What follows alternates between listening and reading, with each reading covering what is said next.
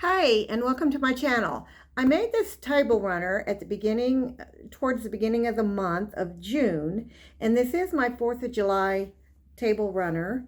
And I went ahead and I stitched the stars on, but when I stitched them on, I didn't have the quilt layered with the backing and the batting. So when I stitched the back, I went around the stars, so I have these big gaps in the back. Plus, I feel like that the stars, I need to stitch around them. I feel like it would set it down. And just so you know, I do have the binding on the quilt. I just haven't got it all the way turned. So part of it is turned down, stitched on the back side, but I still have a ways to go on that. But I decided I do want to stitch around these stars. So I've got me some white thread, and I'm going to just give it a shot here.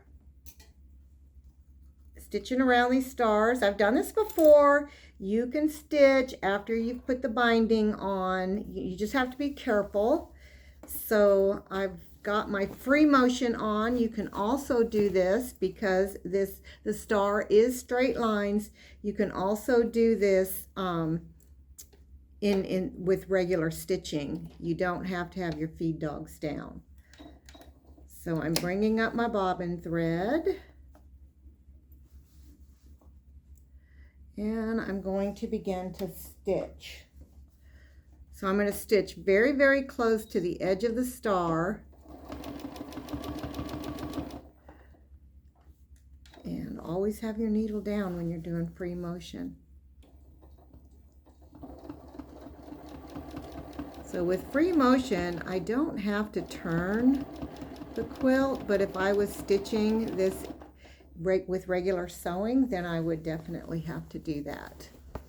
Stop the machine and turn the quilt.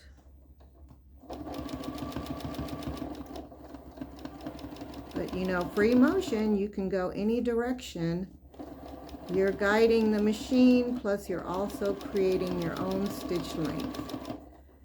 So let me just cut this tail here, because where I started is where I want to overlap a little bit.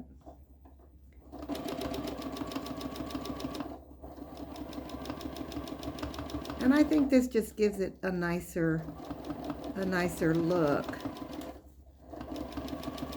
All right, so I'm going to just do some tight stitches and lock those stitches in, and bring up my bobbin thread.